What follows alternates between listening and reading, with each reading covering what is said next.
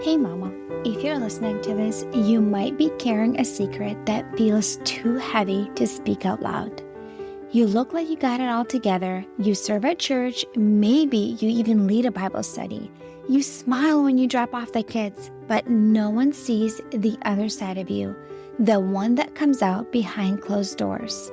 At home, you are a completely different person.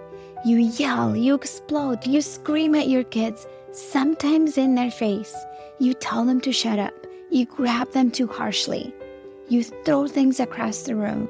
You smack them in anger, twist their ears, spank them in rage, and immediately after, you are hit with a tidal wave of shame. You cry alone in your room and you whisper, "God, what is wrong with me?" You feel scared and disgusted by your own reactions. You're terrified that someone might find out. You wonder if your kids would be better off without you. You feel unworthy, broken, and too far gone to be redeemed. You try to fix this on your own. You listen to podcasts, parenting books, download freebies, but nothing changes. You keep falling back into the same patterns, and it feels like you are stuck in a cycle that you can't break. You don't trust yourself anymore, and if you're honest, you are afraid of who you've become. But here's the truth, Mama. You are not beyond hope. You're not alone, and with God's help and the right support, you can change. I'm Elizabeth, a mom of 4 and an anger management coach for Christian moms. And inside my Calm Christian Mom coaching program, I guide women just like you through a powerful transformation. This isn't shallow behavior management. We go deep. We address your triggers, your stress, your mindset, your nervous system, and the spiritual root behind your patterns. We invite God into every layer and walk hand in hand towards healing. In just 12 weeks, you can become a completely different mom, unrecognizable. One who leads with patience, not panic. One whose children feel emotionally safe around her. One who cultivates peace. This summer, I'm offering a Calm Mama strategy session, a powerful 15-minute one-on-one coaching session designed to help you uncover the root of your anger and receive spiritual, emotional, and practical support. It's your chance to experience what coaching is like with me before diving deeper into ongoing support. If we both feel like the full program is the next right step, we can talk about what that looks like for you. You don't have to keep living like this. Your family is worth healing, and so are you. Use the link in the show notes to book the Calm Mama strategy session.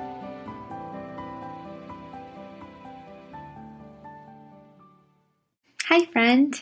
I am excited to record this episode for you and connect with you and allow you into behind the scenes, into my life a little bit, for you to get to know me a little bit better. As you already know, if you've been here around, I am not on social media and I don't use those platforms for my business at all. I actually don't even have social media on my phone. So once a month, I record an episode for you to get a little bit of a glimpse behind the scenes, what it's like to be me, to hang out with me, what's going on in our family, what I'm up to outside of work. And if you want to, you're welcome to listen. If you want to go back to the content that's just about learning specifically about anger and emotions and educational stuff, there's plenty of that in my podcast. So welcome to this episode. So what have I been up to this past month? So I have a friend named Lisa Lazat, and she's been on my podcast, and I've been on hers. She lives here in Florida, just about an hour away from me. And she has a podcast called Habits and Home, and I will link it in the show notes. And one of the things that she has is an accountability club that is only $20 a month. And every month we focus on one area of our home or life to get systemized, organized, decluttered. And this month we were doing decluttering papers. I signed up at the end of January and I picked up with everybody in February. And this month we were doing decluttering important paperwork and just piles of papers and organizing important paperwork. Like all the house stuff and insurance stuff and organizing everything and files. And in case something does happen to you, for example, like who's going to get access to your kids, all the important stuff, what do they need to know, the passwords and logins to all the important information. So pretty much getting everything organized. So we decluttered a bunch of stuff and then we organized it, and now we're creating a system. And through all of that, I was also organizing my taxes, which took a long time because I don't do anything throughout the year. And tax season comes along and I'm feeling overwhelmed and I have all the stuff to sort through throughout the year, which is different now. I'm making changes. Moving forward, I got it all systemized, organized, bought a template from Etsy to enter all the work, income, and expenses. And it's just a lot. It took me a while to get it all set up. Now everything is set up, and now every Friday I have an alarm that goes off on my phone, which is called Finance Friday, which is something Lisa taught me, which I just did before I record this episode, where I enter everything that happened for the past week, all the expenses or income that was brought in for my business, and enter that all into the spreadsheet so it's all organized, and all the receipts that came into my email with anything that was any transactions, I take a screenshot and put it into a Google folder drive. So I have a Google folder called Family Important Paperwork, and in there there's taxes for 2023 and then 2024, and it's broken down by month, and every month, and I have a folder for each month, and then I have screenshots, receipts, so that way I don't have to have physical paperwork, which I learned all this from Lisa, and it's been really, really helpful. And just having everything on one piece of paper, all the passwords, all logins, just so in case, I hope nothing happens to me, but if it does, so my family is set up and not just chaotic and everything just as crazy and overwhelming. So just organizing everything behind the scenes, and it just feels like my life feels a little bit lighter, a little bit less overwhelming in some areas, because when you know that behind the scenes everything is kind of messy and chaotic, it's just stressful. So just having especially the financial stuff and the tax stuff, everything more organized, and having a certain percentage go away for taxes and all these, it just feels lighter. It just feels less overwhelming. So that's what I've been doing kind of like on my personal end, organizing all that, decluttering, systemizing, and just putting my life together more. And then this month, I'm recording it on the 1st right now. And this month we are doing decluttering sentimentals. And then the next month it's like the garage. And then it's going to be like kids' room and your room and bathroom, so in the kitchen. And so every month you do an area of the house and you declutter it, and then you create systems. And anyways, it's really good. I love it. It's only $20 a month. I will link the accountability club in the show notes. Totally encourage you to check it out. If you need a kick in the butt to actually do these things, and you know that your life and your home is out of order and it's straining you and overwhelming you, I would highly encourage you to sign up for Lisa's accountability club, because we focus only on one thing a month. It's not overwhelming. She makes it so easy to follow. There's support every other week. We have coaching calls, live coaching calls, where we are decluttering as we go, as we are on the coaching call. So it's really nice. I would love for you to check it out and join me. And I'm going to be in it. So you get to say hi when you go to the Zoom calls with me.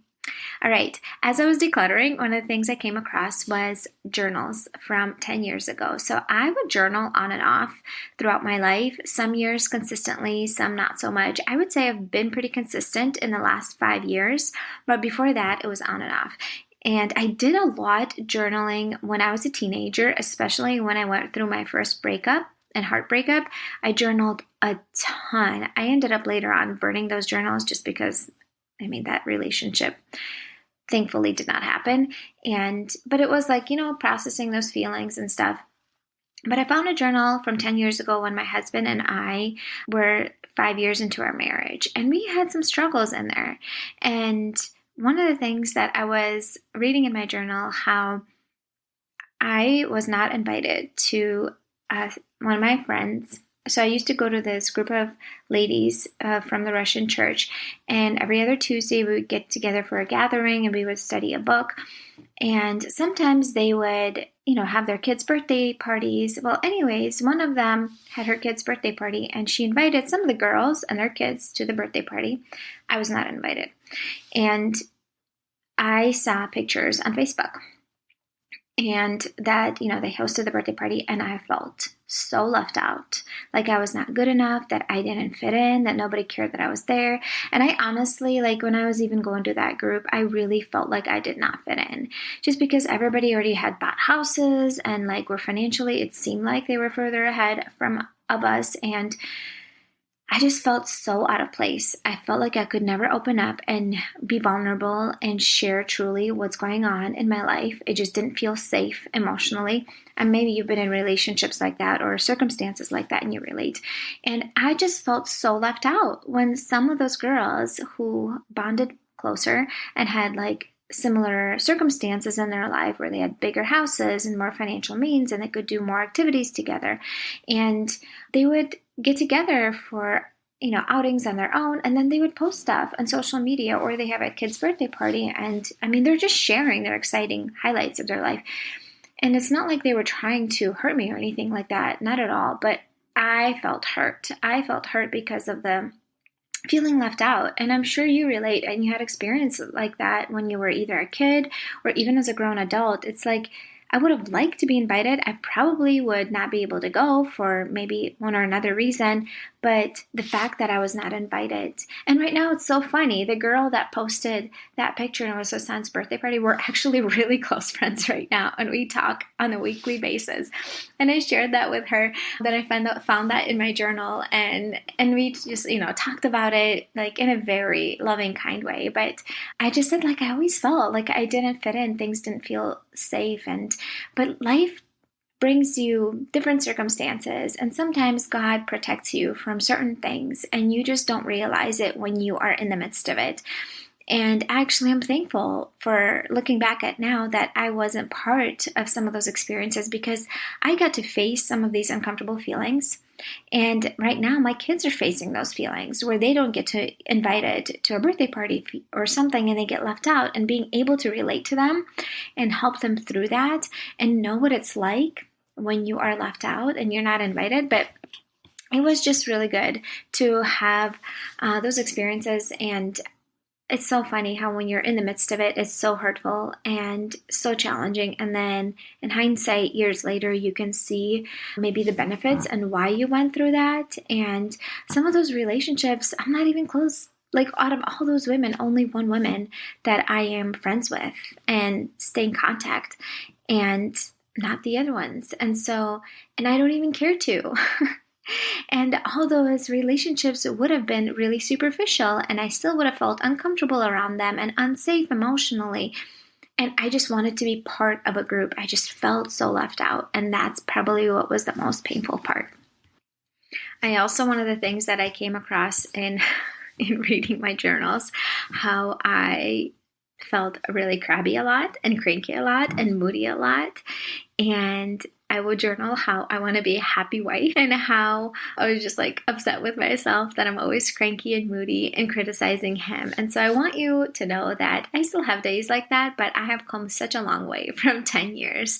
And I struggled a lot with feeling negative and just having a negative mindset and being critical a lot. And so I'm still working. It's a work in progress. It's not an overnight thing, but I feel like I've come a long way and learned so much and changed a lot in positive ways. I'm at a point right now, yes, I still have many areas of improvement, but I am in a good place right now. I'll be turning 35 this year, where I like the person that I am. Not in a prideful way, but I have worked on myself so intentionally for years. And I'm truly proud of the person that I am and how I handle myself majority of the time.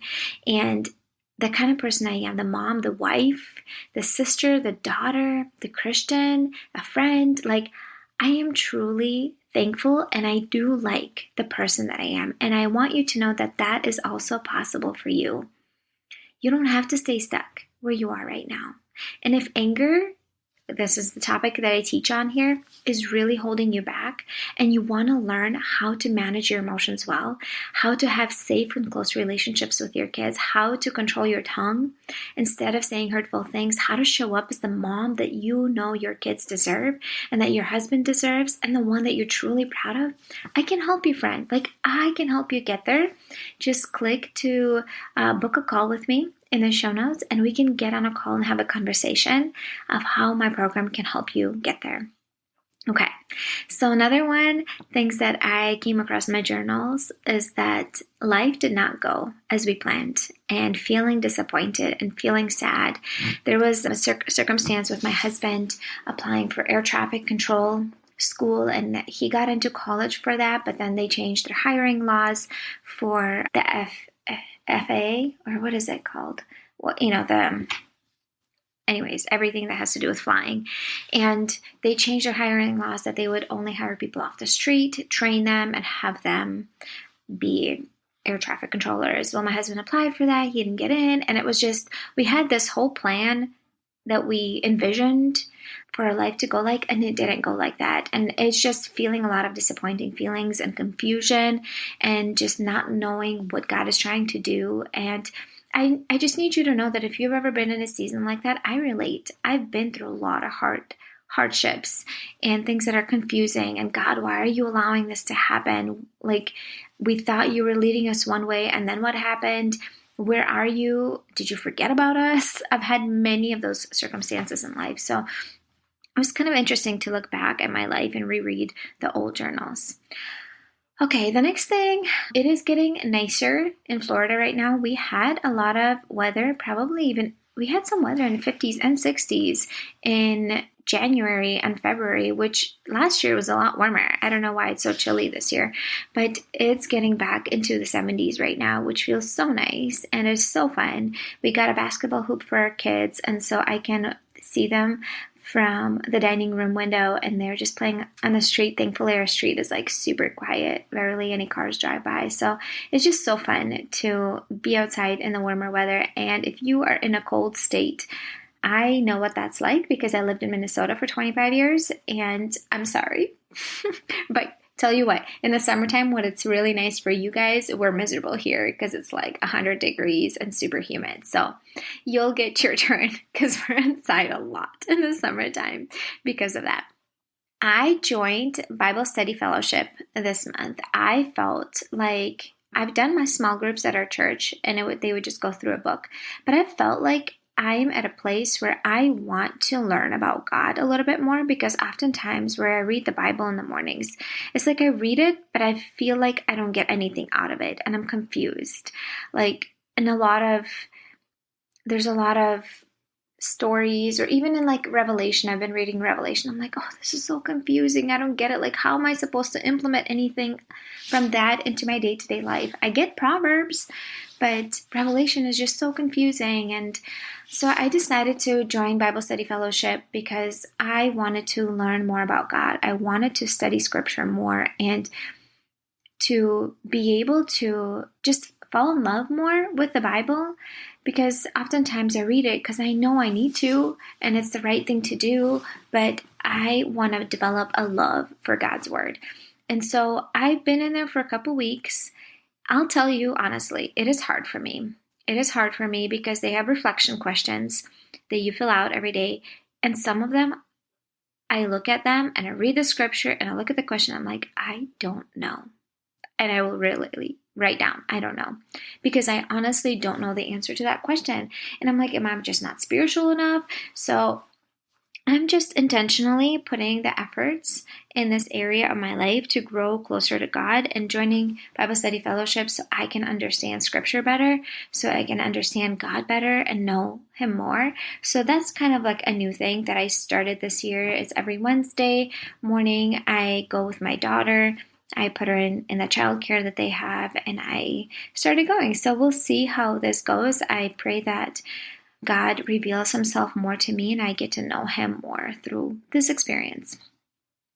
Last weekend, Saturday morning, I got up and I felt extremely overwhelmed. You know that feeling where you feel like you have 500 things to do and everything feels urgent and it feels like you have to do it all today, and you need to be the one doing it yourself, and it all felt too much. It all felt overwhelming in the moment, and I told my husband, I feel really overwhelmed. I feel like I have to do 500 things.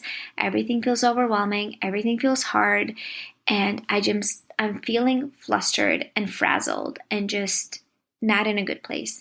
And so I can tell you one thing, which helps me massively. When I feel in a state like that, I take out a piece of paper and I brain dump all the things that I want to do.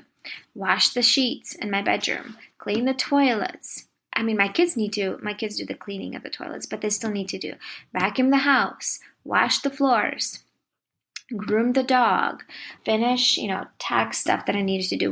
My husband and I do juicing over the weekend. We juice a bunch of green juices in the juicer, and so we drink them throughout the week. So we need to do juicing, which actually takes a long time because you need to prep. My husband does the juicing. I do most of the prep. He does the juicing, and then he does the cleanup. So it's a lot. It's like at least a 2-hour process. So I need to do that. And it just feels like I need to cook for the weekend. And I just felt like a ton of things. When I looked at my list, I only wrote down 10 things. But in my head, it felt like 500 things. But what I can tell you is that once I wrote it down on paper, I felt like my overwhelm levels went down by 80%. I'm not even kidding. Just having it out of your mind and on paper so your mind doesn't have to keep track of, because every time, like, your mind will like double it up. It's like, oh, I need to groom the dog. I need to do the laundry. The floors need to be washed. The bathrooms need to be cleaned. The garage needs to be done. Oh, and the laundry needs to be done. Again, I have to do the sheets. And it will like double up some of those things. And so it feels like you have 500 things to do when it's not really that much. And then I can look at the list and be like, okay, what actually needs to be done today? We need to juice today or over the weekend for sure. I need to cook, right? Because my family needs to eat. So some things have to get done today. And then you do one at a time. What can I delegate? Because there are things on my list that my kids do. That's part of their chore routine. I can delegate grooming the dog. I'm the one that needs to get that done. No one else in my family does that. And it's like at least an hour by the time I wash him. I have to dry him. It's a Pomeranian. And then I have to groom him. And it's just not fun. Anyways. And then my husband had to run an errand, and he comes home, and this was Saturday.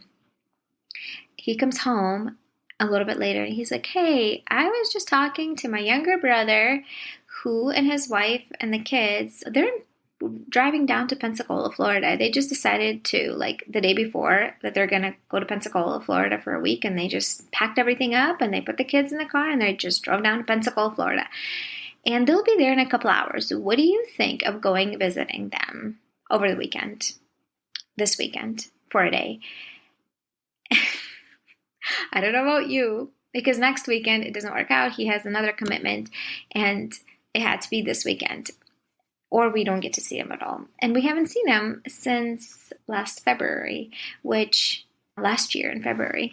I haven't seen them in a year. And so I'm like, well, I'd love to see them, but I have this massive to-do list that I just wrote down that we were going to do.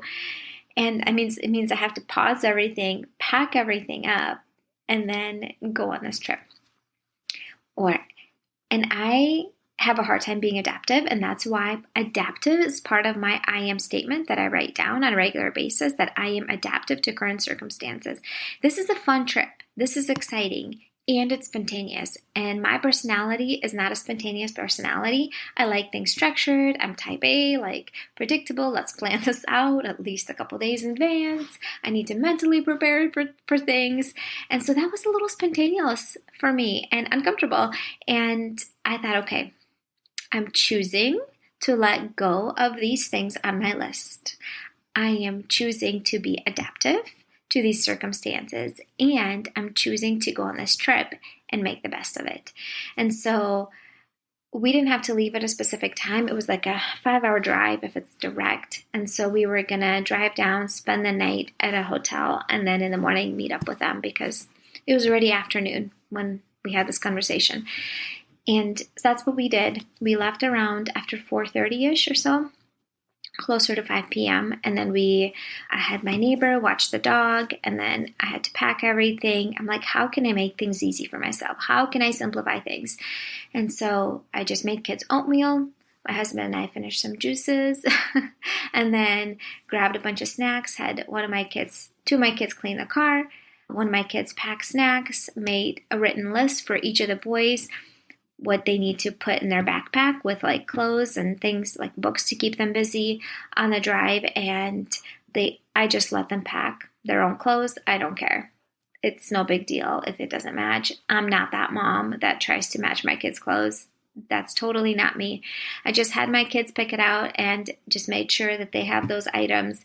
And it was good. We went on that trip. We stopped by at, where did we eat? The Dairy Queen on the way there, which I'm not a fan of fast food. If I had to pick a fast food item, I like Chipotle and Chick-fil-A. And I've been getting salads a lot at Chick-fil-A. But we stopped by and then grab some food, and then we went to a hotel. We stayed at a hotel, and the next morning we met up with them for breakfast, and then we went to the beach and just had our kids play in the sand. It was a little too chilly to actually swim, so we just had them play in the sand. And then we met up with a couple that my husband and we were their bridal team for their wedding, and which was so fun. They've been married for 17 years or 18, and we've been married for almost 15 years. And they moved to Pensacola, Florida, maybe like a year before we did or so, before we moved to Florida.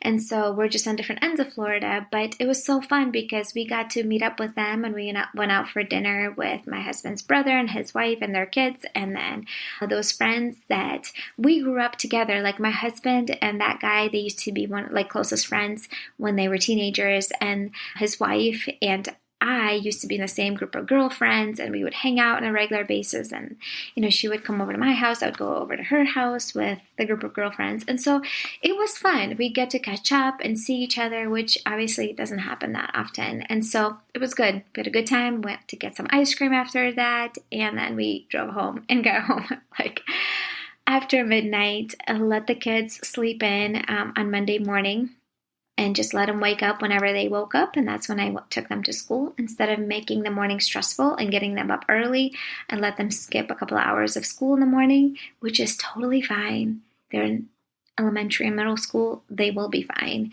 And so I did that to make things easier. And then this week, what did I do? I groomed the dog yesterday. I've been avoiding that for a long time. He needed to be washed and groomed, and I finally did it, and he looks adorable. My grooming skills are not the best. He looks really cute after I gave him a haircut. So that's it. That's my month. I am thankful for you taking the time to listen to this, because by the time I'm probably done talking, it's a 30-minute episode. So I appreciate you taking the time and just being interested in my life, which is not super exciting for me, but apparently you're interested and listening to it, because I would say closer to half of my audience listens to these episodes and you like them. And so that's why I keep producing them, and that you get a little bit of insight into my life. I wanted to share with you one Amazon product that I've been sharing at the end of every episode, something that you might find useful and helpful for you. I ordered it in February, and they are called fire blankets. So they are a blanket that you can put over fire, let's say on the stove, or if there's a fire in your home or someone is on fire, and you just put that over them and it stops the fire, which is a really helpful tool to have in your home. And I still need to put it inside a cupboard in the kitchen. I want to do that because I think it's a really useful thing to have, just in case something happens, to be able to put that over it and kill the fire quickly. Because, when you have kids, things are scary, things can happen, accidents can happen. And this is just a simple thing that can help you be prepared for it. If something goes wrong, obviously nobody wants their house to be on fire. Nobody plans for their house to be on fire, but things do happen and they feel scary. And so this is something that can be useful. So I will link that in the show notes. And I hope you found this episode fun and interesting. And thank you for being here. And until next episode. Hey mama, do you find yourself snapping over the smallest things, like spilled milk or constant whining, then feeling horrible afterwards?